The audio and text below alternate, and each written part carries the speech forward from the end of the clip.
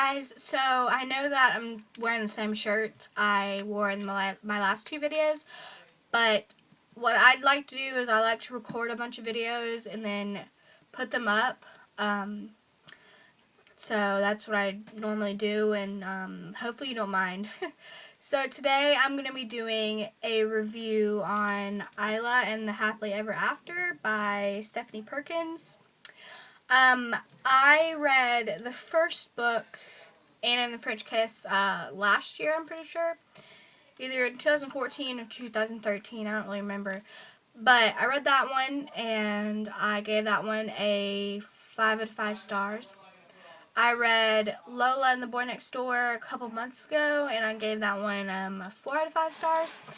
And I just finished this one, and I gave this one a, I think, 3.5 out of 5 stars. So Anna was definitely my favorite. I did like all of the books. It's just I had a problem with Isla. So I actually just finished this a couple days. Actually, yesterday I finished it. All of the 3 books I've read this month, I've actually listened to the audiobook, so that's why I've been like flying through them. So yeah, this book, they're companion novels, so they're kind of in correlation, but not really. It just has a little bit of the same characters in it, so I can tell you what it's about. This one is about this girl named Isla. She is going to a school in Paris. It's called School of America in Paris. And so she meets a guy in Manhattan, because that's where she lives when she's not at school. So she meets a guy in Manhattan, and his name is Josh. She has actually liked Josh for 3 years. He actually does go to the same school she goes to, the School of America in Paris, and so she's liked Josh for 3 years. And so one day they see each other in Kismet. That's a restaurant in Manhattan. And so they see each other, and Isla doesn't really remember it too much because she's on painkillers because she just got her wisdom teeth taken out.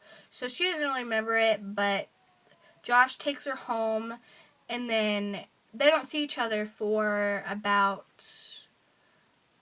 a couple months, I'm pretty sure. And so they start, once they get back to school, she sees him, and they start talking, and she figures out that Josh actually likes her too. So they do start dating, and they hit it off right away. And one day they go to I'm trying to review this without giving spoilers, so I'm sorry if some of them come out, but they go to this country,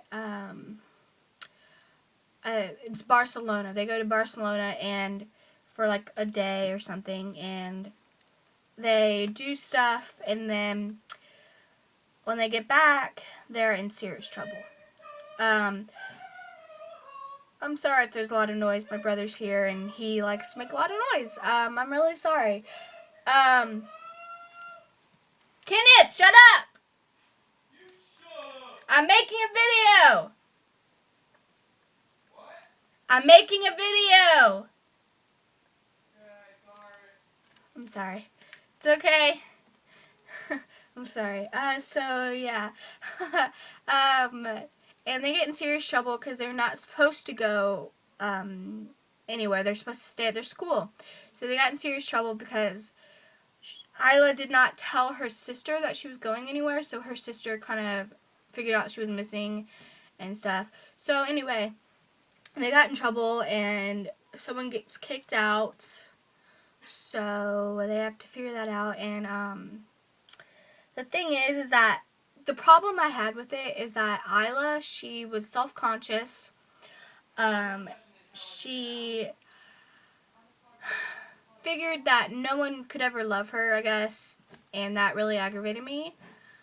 She started picking fights with Josh, and it just really irritated me because I just felt like it was kind of unrealistic and how like I felt like she just didn't have any confidence in herself, and that just really aggravated me.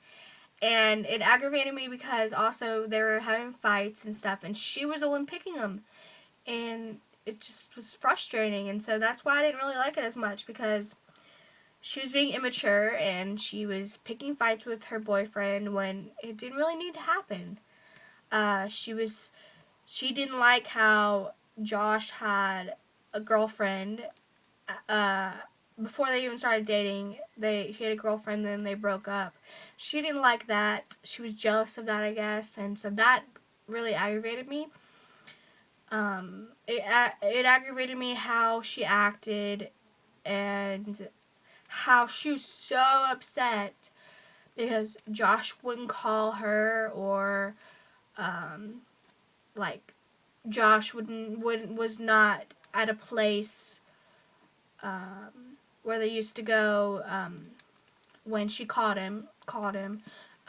He didn't show up to that place, and so she was frustrated. And I'm like, well, duh, he's not going to show up because you broke up with him. And why would he show up when you broke up with him and now you want him to go to a place because you want to talk to him and stuff and try to figure it out. And I'm just like, that's so stupid, because obviously he's not going to go because he's not going to be, I don't know. It frustrated me. And then once they got back together, like once they figured it out, I felt like it was okay again and stuff. But that was toward the end of the book, so I mean, it was fine. It's just, that's really one thing that bothered me, that she was just immature about it, and was like, oh my gosh, he doesn't love me anymore, that's why he's not calling me or whatever. So yeah. That's what aggravated me. But hopefully you still enjoy it. I mean, people have different opinions on stuff, so I doubt you'll have the same opinions as I do. But I did still love this series, well, the trilogy. So, but yeah, this was my review of Isla and the Happily Ever After. I hope at least it helped you. I know it was all over the place, but I just had to get my feelings out there and stuff. So yeah, if you liked this review, give it a thumbs up and subscribe, and just give me other ideas in the comments down below of like videos that you want me to make, because I've kind of, I don't really know what to film sometimes. So, but thank you so much for watching. I really appreciate it. Bye.